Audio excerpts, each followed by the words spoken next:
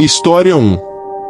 Peço ao Santo Padre que toque este momento e o torne realidade para todos nós, pois todos nós somos parte dele, embora seja mais difícil para alguns. Ronald Phil Chambers nasceu no estado do Texas em 30 de setembro de 1955. Ronald Chambers foi condenado a 35 anos por roubo agravado e faleceu aos 56 anos. Ele cumpriu 18 anos e morreu na prisão em 19 de janeiro de 2012. Quando Chambers morreu na prisão, ninguém reivindicou seu corpo. Nenhuma família, nenhum amigo ou companheiro de prisão. Então, o estado do Texas assume o papel, usando presidiários para realizar o trabalho que a família deveria fazer. O diretor James Jones diz que, independentemente do crime, a vida ainda está presente. Eles cometeram um crime e estão presos, mas ainda são seres humanos. Neste dia, os presidiários enterraram 5 pessoas.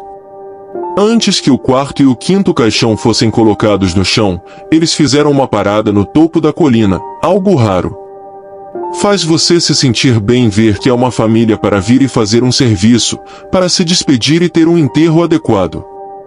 Os familiares não queriam reivindicar o corpo, mas queriam se despedir, ter alguns minutos em oração com o capelão, que estava parado longe o suficiente para não ouvir, mas perto o suficiente para ver.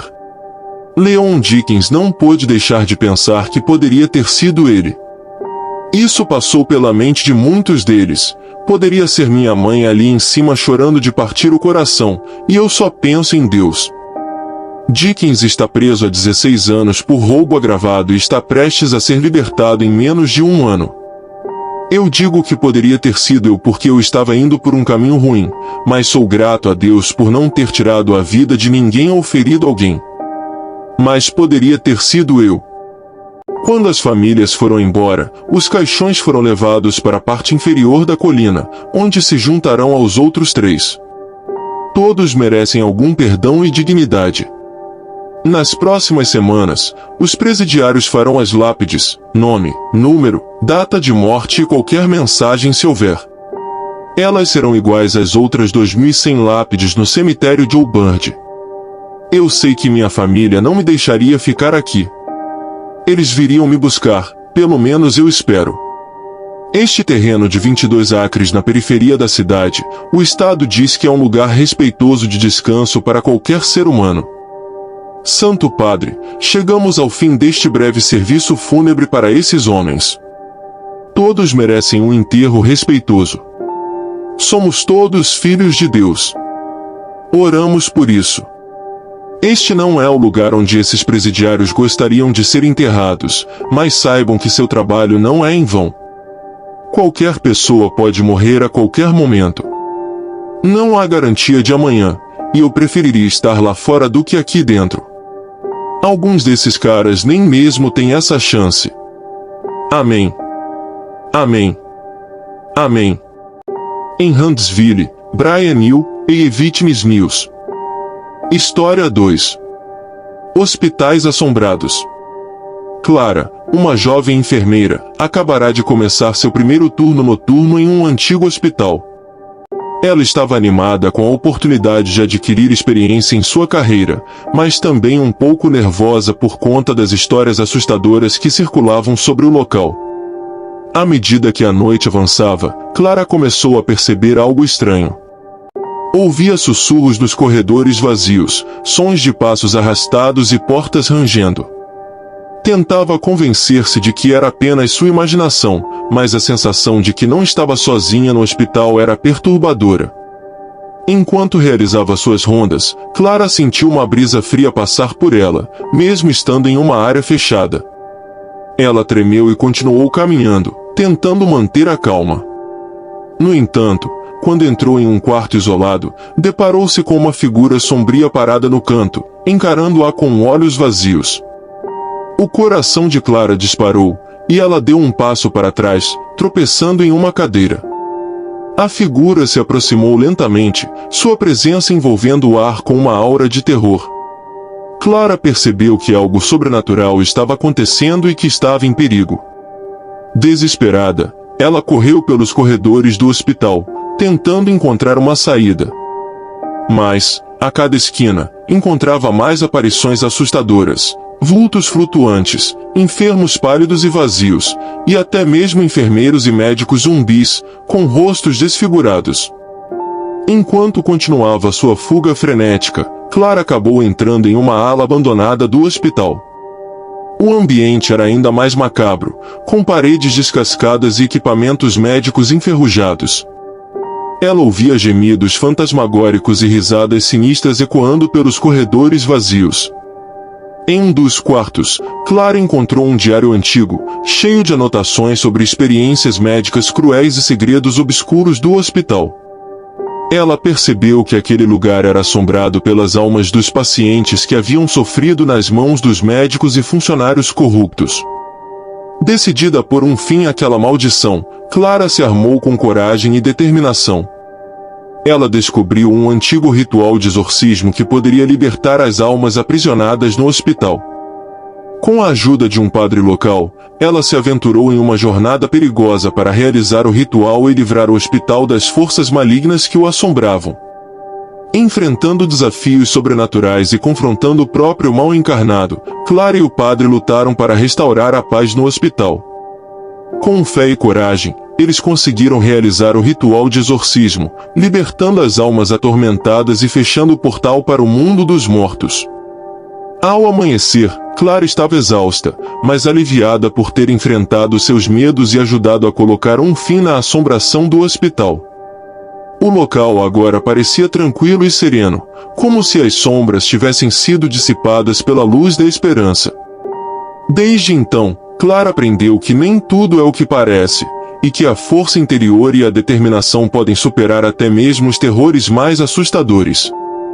Ela continuou sua carreira como enfermeira, usando sua experiência para ajudar os vivos e honrar as almas que encontrou durante aquela noite sombria no hospital assombrado. História 3. Relato de um cidadão indignado por abandono de necrotério. Ok, vamos dar uma olhada aqui. Parece que as chaves são necessárias.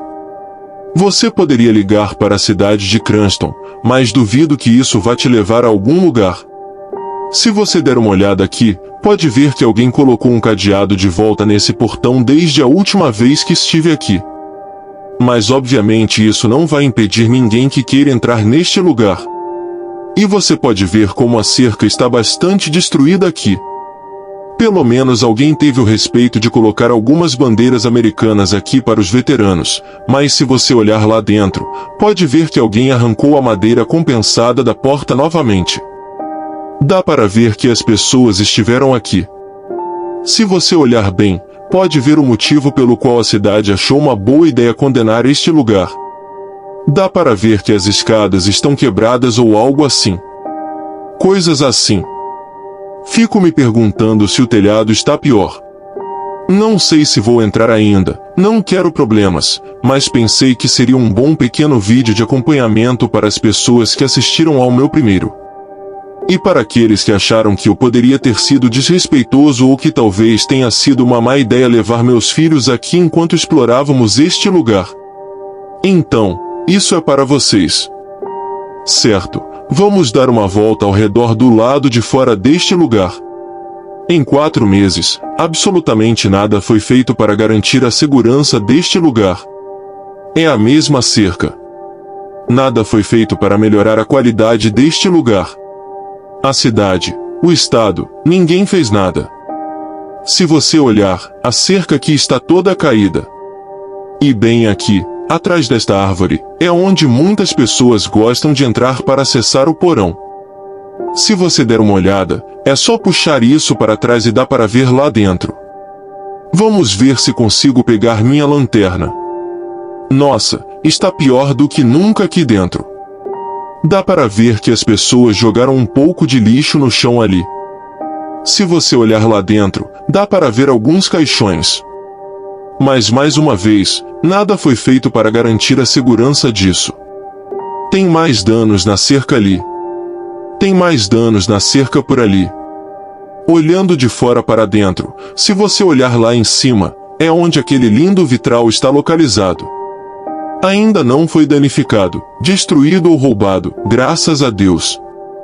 Ok, vamos dar a volta nos fundos aqui.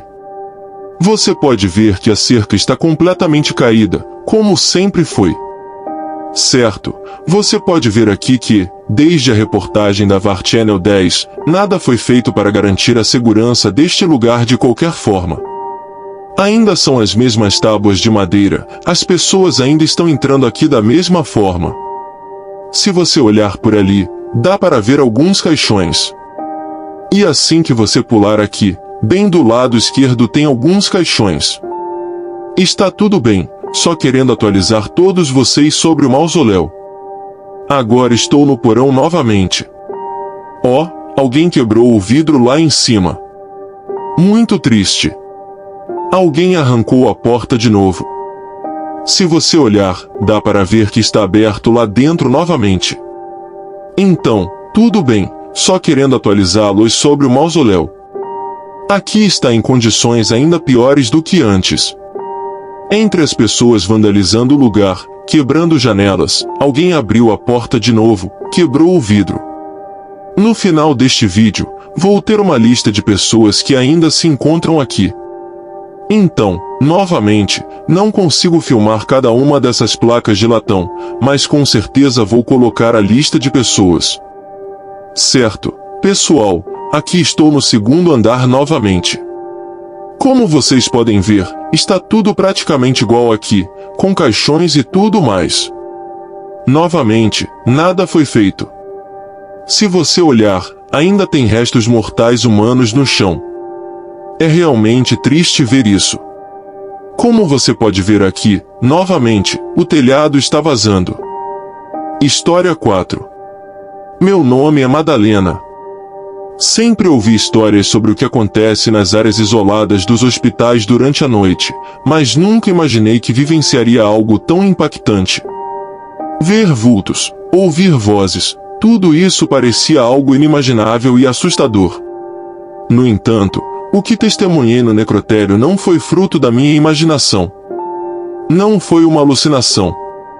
Foi algo inexplicável. Trabalho na limpeza de um hospital público há 3 anos, e quando realizo meu turno noturno, é comum presenciar coisas estranhas. Perceber movimentos nos consultórios médicos, mesmo quando deveriam estar vazios fora do horário de funcionamento. Ouvir vozes, choros e ver constantemente vultos. No começo, fiquei muito assustada, mas com o tempo e a convivência constante com esses fenômenos, aprendi a encarar de forma menos apavorante. Trato essas entidades com respeito, evitando comentar, julgar ou menosprezar. Quando fui designada para trabalhar na acepção do necrotério, novamente senti aquele medo que dizia não vá. No entanto, decidi seguir minha metodologia bem-sucedida até então, não comentar, não julgar e não menosprezar. A primeira vez passou, assim como a segunda e a terceira. Com a prática e a calma do necrotério durante a noite, comecei a lidar melhor com esse lugar que assusta muitas pessoas. Surpreendentemente, dos locais do hospital onde mais presenciei eventos estranhos, o necrotério parecia ser um lugar onde os espíritos não gostavam de estar. Fiz amizade com os legistas da madrugada.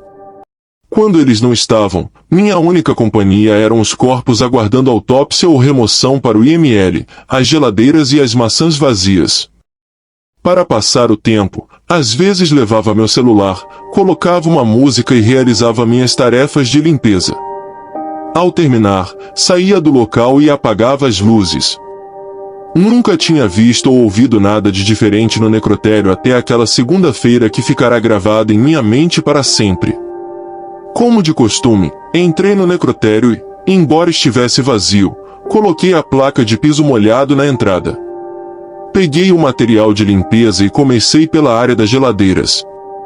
Assim que troquei de sala, ouvi um barulho muito alto vindo da sala que acabará de limpar. Não sei porquê, mas tive aquela reação que todos têm nessas situações. Acho que não foi nada. Continuei meu trabalho. Repentinamente, senti um frio impressionante. Era como se tivesse adentrado um local extremamente gelado. Eu sabia que estava no necrotério e que a temperatura era controlada, mas aquele clima era muito mais do que apenas uma diferença de temperatura. Algo estava errado ao meu redor. O frio em minha pele era quase tangível. Tudo ficou ainda mais evidente quando as luzes começaram a falhar. A sensação de estar em um filme de terror era cada vez mais forte. Novamente, ouvi o barulho vindo da sala das geladeiras. Eu deveria ter seguido minha regra, ter ficado longe desses eventos, não ter julgado precipitadamente, não ter imaginado que alguém estivesse fazendo algo ali. Se tivesse seguido essa regra, talvez tivesse imaginado que o que quer que estivesse acontecendo naquela sala não era natural e não queria minha presença lá. Mas eu deixei-me levar pela curiosidade e pelo medo. A cada passo em direção à sala, o ar ao meu redor ficava mais pesado, o frio mais intenso, e as luzes piscavam incessantemente. O barulho de movimentos não cessava. Quando meu campo visual abrangeu toda a sala, fiquei imóvel ao presenciar uma cena aterrorizante. Vi uma figura assustadora, um senhor idoso, extremamente magro, seminu, com a pele amarelada e dentes escuros. Seus olhos eram negros, sem refletir qualquer luz. Meu coração batia descompassado dentro do meu peito. Ouvi o ruído horrível que aquela entidade fazia ao puxar uma maca com uma das mãos, enquanto seu dedo indicador, longo e com unhas levemente apodrecidas, tocava a testa de um cadáver. Enquanto isso ocorria, ouvi um grito apavorante de uma mulher. A criatura fez um gesto no cadáver, como se eu não estivesse ali. Eu queria sair correndo, acredite. Mas estava imóvel, prestes a desmaiar a qualquer momento. Queria rezar, mas não conseguia lembrar como começar uma oração naquele momento. Em meio à gritaria, ao frio, aos ruídos e aquela criatura horrível diante de mim, vi quando ela me encarou diretamente. Apontou para mim e balbuciou algo. Em seguida, tocou seus lábios com o dedo, pedindo silêncio. Era como se me pedisse para guardar segredo. Virou-se de costas e se dirigiu às sombras do canto da sala, desaparecendo da mesma forma como apareceu. A temperatura começou a subir. A cena havia terminado diante dos meus olhos, mas continuava se repetindo incessantemente na minha mente. Ainda podia ouvir o grito angustiado da mulher. Aos poucos, recobrei minha consciência em meio ao pânico. Eu não sabia o que aquilo era. Nunca ouvi nem li nada semelhante. Não queria mais ver ou ouvir tudo que presenciei naquele dia. À medida que minha mente recuperava o controle, decidi ajudar a pobre mulher que gritava de pânico. No entanto, ao olhar ao meu redor, percebi que os gritos que ouvi eram meus. História 5. Eu segurei a maçaneta da porta e comecei a puxar com toda a minha força, quando ouvi algo que fez meu sangue gelar. Comecei a ouvir uma música estranha e assustadora. Isso foi uma experiência realmente estranha e assustadora para mim. Eu trabalhava em uma funerária há alguns anos atrás. Também gostaria de mencionar que essa foi a última vez que fumei maconha, só para deixar isso claro. De qualquer forma, em um dia a caminho do trabalho, fumei um baseado que peguei de um cara aleatório, não do meu fornecedor habitual. Coincidentemente, era o meu primeiro dia depois do treinamento, e eles confiaram em mim para trabalhar sozinho. Era por volta das 14 horas quando cheguei ao trabalho, e tudo começou normalmente. Eu odiava o cheiro daquele lugar, tínhamos um bom número de corpos empilhados lá, e eu estava trabalhando em um deles. Virei de costas por alguns segundos enquanto procurava algo, e então ouvi um gemido vindo de trás de mim. Pausei por um segundo para lembrar que alguns corpos ainda têm ar nos pulmões e continuam emitindo ruídos, e às vezes, se movendo. Juntei coragem, me virei, e agora o homem na mesa estava com os olhos arregalados, como se estivesse me encarando. Pausei mais uma vez e disse a mim mesmo que isso era normal. Nesse ponto, já estava começando a escurecer lá fora e começou a chover. Por coincidência, eu sei que isso parece uma história de terror clichê, mas realmente aconteceu. Minha ansiedade estava nas alturas, então decidi fazer uma pausa. Eu estava com muita fome, então decidi beliscar um pacote de salgadinhos. Foi então que ouvi algo no corredor. Não consegui identificar o que era.